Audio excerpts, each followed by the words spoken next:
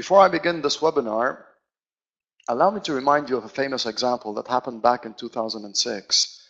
I'm sure you remember the famous Zinedine Zidane headbutt that occurred in the final of the 2006 FIFA World Cup. Now, it was clear then, at that point, that Zidane was under extreme stress and he was not able to control his emotions. Now, throughout history, there has been plenty of similar examples. I can think of another, again in the field of sports, that of Mike Tyson, when he actually, for some reason, decided to tear off a piece of his opponent, at that time Evander Holyfield's ear. Now, many of us might have similar instances of when we lost control, when we were not able to keep our emotions in check. I personally want to share with you a personal example that happened to me almost 28 years ago. I was watching TV, and I remember my father asked me to turn the TV off and go to bed. At that time, it was 8:30. I had school the other day, and I told him if he would allow me to watch a few additional minutes of TV. He insisted, but I also insisted back. Now, after some back and forth between us, he turned the TV off, and I got so angry, decided to remove my slipper, and with all force, throw it on the main door to our house. Now, it's a clear example of when I could not control my emotions, but what I want to share with you is the reaction of my father. At that time, he told me, with all poise, to go to my room, and he punished me for an entire week, not allowing me to watch TV. Now, you can see from this example that perhaps emotional intelligence can be taught. It is something that can be developed.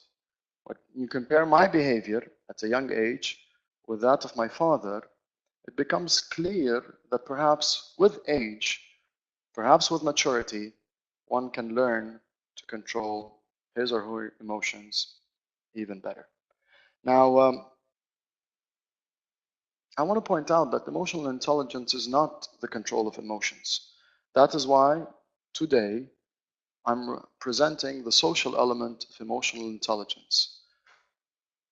Emotional intelligence is much more comprehensive than the fact of maintaining our patience under extreme duress.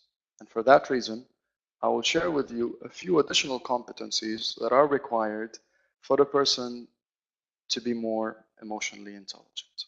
Now, my name is Jimmy Haddad. I'm currently a partner with Meirc Training and Consulting, and my focus is on designing and delivering courses around the field of human resources, training and development, and interpersonal self-development. My fascination with emotional intelligence started when I was taking a graduate certificate in leadership at McGill University in Montreal, Canada. I learned then, and I discovered that emotional intelligence was an important characteristic of a successful leader. And I started pursuing areas to be able to develop my level of emotional intelligence. Now, this continued throughout the years, and I pursued emotional intelligence through a number of certifications, namely the Myers-Briggs Type Indicator that looks at personalities and how emotional intelligence and MBTI could fit together within the whole concept of controlling our emotions and actually looking at the social element of emotional intelligence. Now, having mentioned that, today I deliver a number of courses in the field of emotional intelligence, and for that reason, I would like to share with you a few insights that I have learned over the years. Let me do that. I'm going to begin by defining what emotional intelligence is, and then I'm going to look at some social competencies that make up or constitute emotional intelligence, and finally, we're going to have a closer look at some social competencies that are important ingredients when it comes to emotional intelligence. Now, before I, dive deeper into this topic, I'd like to remind you, for those of you who are participating in this webinar. If at any time you have any questions, kindly do type your questions in the chat box that appears in front of you on the screen. I'll be more than happy to answer the questions that you have, either throughout the webinar or even near the end. Now, by definition, Daniel Goleman, who is the father of emotional intelligence, defines the concept of emotional intelligence as the capacity for recognizing our own feelings and those of others, for motivating ourselves, for managing emotions well in ourselves and in our relationships. Now, emotional intelligence really took off back in 1995 when Mr. Goleman published a book titled Emotional Intelligence, Why It Can Matter More Than IQ. And really in the book, there was a revelation that individuals can become more successful in life if they focus more on the emotional intelligence compared to the IQ, which is their cognitive ability. Now, since there has been a plethora of books and articles written on the topic, but what is also interesting, there has been a number of studies that have been made throughout the past years. And to share with you some results of these studies, a famous study done by Harvard University predicts that IQ accounts for maybe 20% of a person's success in life. Another study done by Yale, another famous university, predicts that IQ accounts for anywhere between 4 to 10% of life success. And for that, Daniel Goleman concluded that EQ predicts or accounts for 80% and sometimes more of a person's success in life. Now, if you look at this definition, you notice that we can categorize this definition into a number of different areas or categories. It's the capacity for recognizing our own feelings. So there's an internal recognition of the feelings that we are going through, but also there is a recognition of the feelings that others are going through. There's a category that deals with having the ability to motivate ourselves on a daily basis, and a few other related to how we can manage the emotions in ourselves, control our temper, perhaps be slightly more patient, but also how we can manage the emotions in our relationships or in others. And for that reason, we can classify emotional intelligence under 4 major categories or 4 major quadrants. One that has to do or deal with self-awareness. The other has to do with self-management. So once we are aware of our emotions, then we can perhaps decide how we want to manage them. And the other 2 categories deal with social awareness and relationship management. So these 2 are focused on being able to recognize the emotions of others and being able to manage the emotions of others. And that would be the focus of my webinar today, the competencies that are related to being able to know the emotions of others and being able to manage them at the same time. Now, when we talk about self-awareness, under each category of emotions, there are a number of competencies. You notice here in front of you, under self-awareness, there are 3 major competencies that drive our self-awareness. First being emotional self-awareness, second being our accurate self-assessment, knowing exactly the type of feelings that we're going through, and finally having what is known as self-confidence. Now, to define a competency, the traditional meaning of a competency is perhaps a cluster or a combination of knowledge, skills, and attitudes. It's important, first of all, to know what the competency is and just be able to define it. 2, to be able to show certain skills in order to apply it. And finally, to have the right attitude and be convinced that this is a competency perhaps we need to improve and become better at. Now, when it comes to another set of competencies, when we talk about self-management, Now we're focusing more on 6 different competencies. There's emotional self-control, there's transparency, optimism, adaptability, achievement orientation, and initiative. At this point, you would notice that the internal focus of emotional intelligence embodies at least 9 different set of competencies. And this is perhaps true for the external components of emotional intelligence, starting with social awareness, where we have to have the competencies of empathy, organizational awareness, and service orientation. Now, when it comes to relationship management, there's an additional 6 competencies that we need to develop, primarily developing others, inspirational leadership, influence, change catalyst, conflict management, teamwork, and collaboration. So as a summary, you can see in front of you that there are 2 broad sets of competencies. One related to self, you can find it on the left margin on your slide, and the other related to social competencies that you'll find on the right side of your slide. Now, obviously, this webinar focuses more on the elements that you will see on the right side of the slide. Having said that, I'll only focus today on a few of those, more precisely on 4. Empathy, developing others, influence, teamwork, and collaboration. Now, to be able to do that, I will define each. I will perhaps look at a few things that are recommended for us to do and learn. And perhaps I'll share with you a number of examples where we can show these competencies in real life. So I'm going to begin with empathy. And by definition, if you were to open any dictionary, you'll probably find a definition that says empathy is being able to sense others' feelings and perspectives and to be able to take an active interest in their concerns. Now, a core question to answer here is, are you aware of what others are feeling and thinking?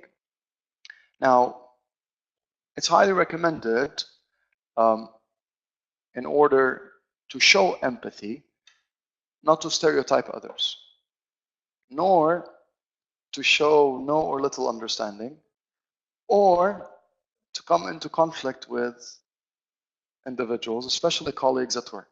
Now, I do mention here a few tips for developing empathy, and these are general tips. I'm sure we can always think of additional tips to include.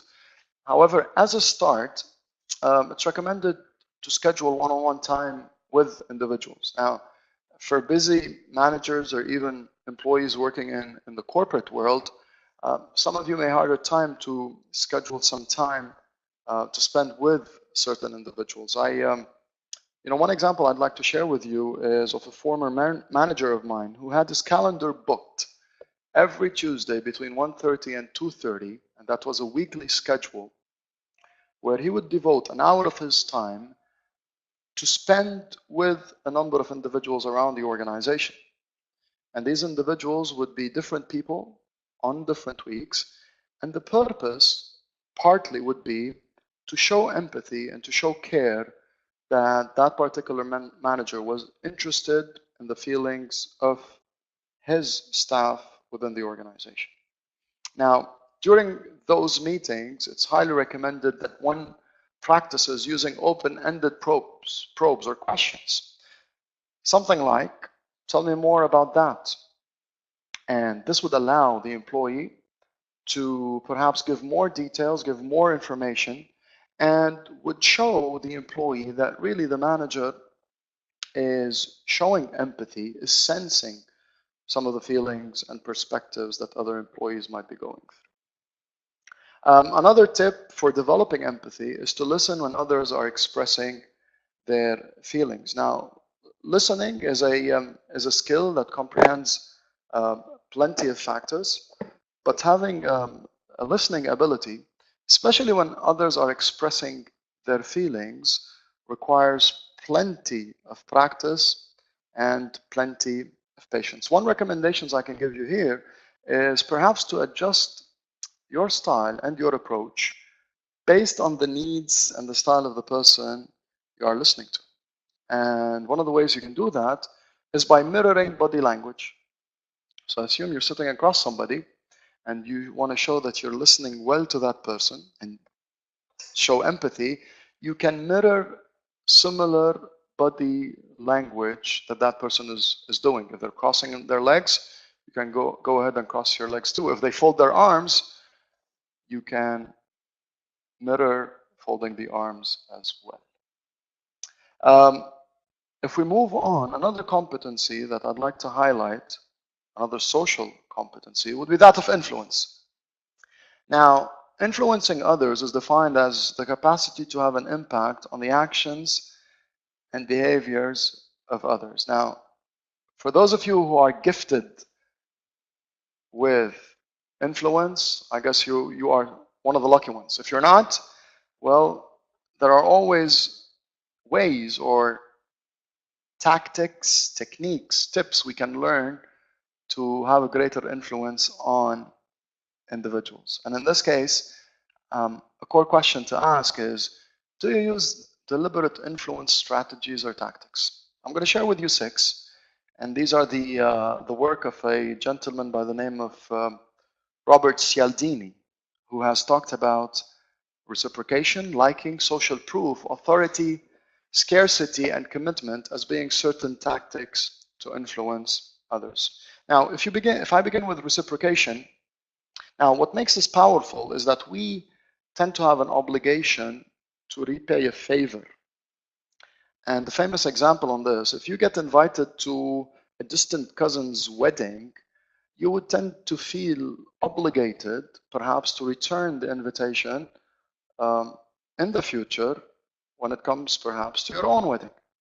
So the fact of reciprocation or offering favors to individuals would allow you, perhaps, to influence them slightly better, since they feel they have some sort of obligation to return the favor.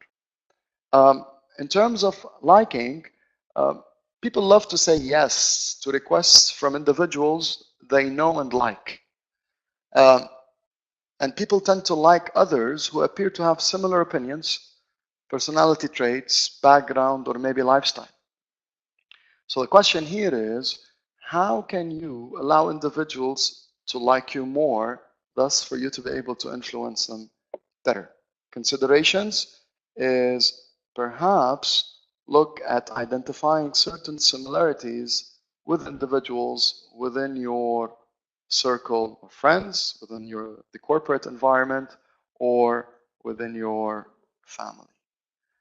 In terms of social proof, when you can show others what others like them believe are doing, people are more likely to take the same action. And there has been a few experiments done on that. If there are some bystanders on the street, a group of people who suddenly look up to the sky, chances are people who pass by, some of them are going to be tempted to look upwards as well. Reason being, because others are doing it. Now, another example I can think of is in the world of social media, there are plenty of bloggers these days, and there are plenty of social influencers. Now, if we are influenced by these individuals, chances are we'll probably buy the same products that they use. If they are using them, the social proof is that we might as well use them. Authority is a tactic in influence where people will tend to be persuaded by authority figures. And I'm gonna give you an example of walking into a doctor's clinic. Often you'll find behind the doctor a number of certifications or degrees or continuing education that the doctor has completed over his career. And in addition to them decorating the wall, whether the doctor knows or not, these are being used to influence you by telling you directly that I have authority in my practice. I've attended the following programs, I've experience in my domain, thus when I tell you that you need to take this particular medicine, you have to believe me and abide by the prescriptions that I provide. Now in scarcity, for example, we often hear and see, especially in supermarkets, offers that are available for a limited time only. Now, when we hear this particular phrase, people are trying to influence us by the tactic of scarcity. For those of you who reserve hotel rooms online, especially on booking.com, I'm sure you often see 1 or 3 rooms left.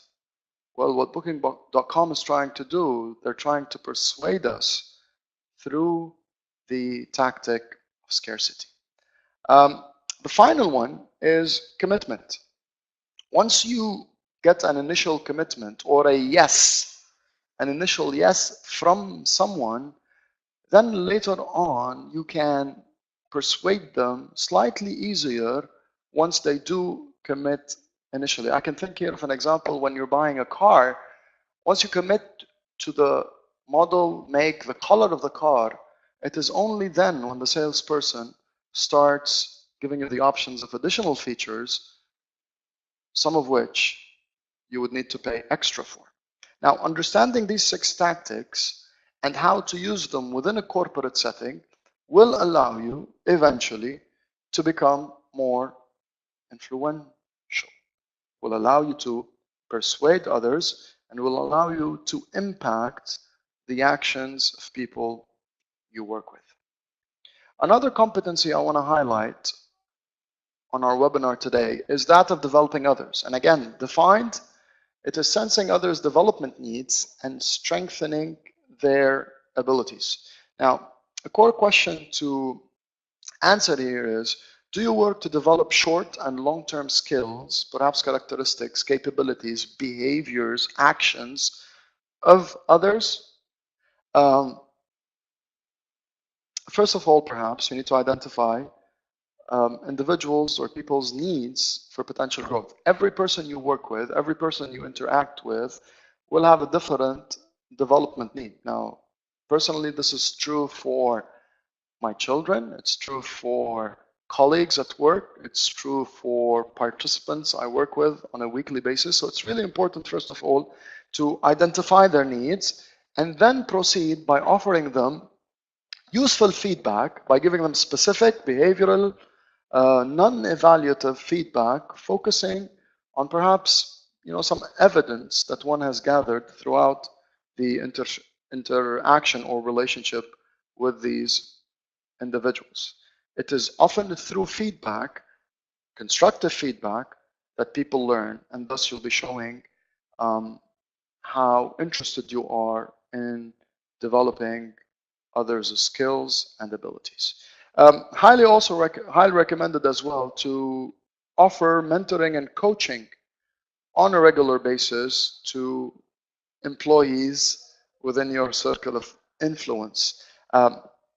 Perhaps assign projects that challenge and foster their skills, and perhaps delegate more, provide meaningful tasks where individuals can show their abilities and by doing some of the tasks that are perhaps interesting, meaningful tasks that would allow them to learn lessons and improve their skills. Now, again, these are a few tips for showing that particular competency. And the final one that I want to focus on in this webinar is that of teamwork and collaboration. Now, teamwork is working with others toward a shared goal. So it's a group of people working together to achieve a common purpose or a common goal. Now, the question to ask here is, do you work to facilitate the operation of a team of which you are part of? Are you really a team player, or are you really a person who is hindering the success of the team that you are part of? Now, tips for improving teamwork and collaboration. Now, model team qualities like respect and helpfulness. To be a good team player, essentially, one needs to be respectful to others and one needs to be helpful to others. And this requires allowing perhaps others to share their ideas, perhaps taking some of their ideas into account or in perspective, and helping them achieve their personal goals along with their team goals that are set. As a team player, it's highly recommended to share credit on a team achieving a certain goal, even though sometimes it might be you who has contributed the most to a particular project, but sharing credit always shows the fact that you are a person that ranks high on teamwork and collaboration. Encourage all team members or players to participate. Feed off the energy and the ideas and the work and responsibilities of others. And maybe at the end, celebrate team success. And in celebrating team success, my recommendation here is to do that regularly and often. Team success can be celebrated on small wins, small projects. It doesn't have to necessarily be on major projects that requires an end-of-year party or an end-of-year barbecue for the entire organization. Now, these are just 4 competencies of the 9 total competencies that are related to the social aspect of emotional intelligence. I am sure there are plenty of others that we need to explore. And for that reason, I'm going to ask you to stay tuned for future webinars that will be offered by Meirc Training and Consulting that would potentially cover the others. As a wrap-up, and as a quick reminder of the things we discussed today, we defined emotional intelligence, then we looked at some of the social competencies that make up emotional intelligence, and then we focused on 4 major competencies that I feel could create the foundation for your social element of emotional intelligence. With that, I want to thank you for your participation in our webinar today. I'm always available for any questions that you may have. I also want to mention that those of you who have registered and attended the webinar today will be receiving an electronic copy of the slides that were used. If you have any questions, please do not hesitate to get in contact with us. On this note, I want to wish you all the best. Enjoy the days ahead, and good luck in improving your social competencies of emotional intelligence. Thank you.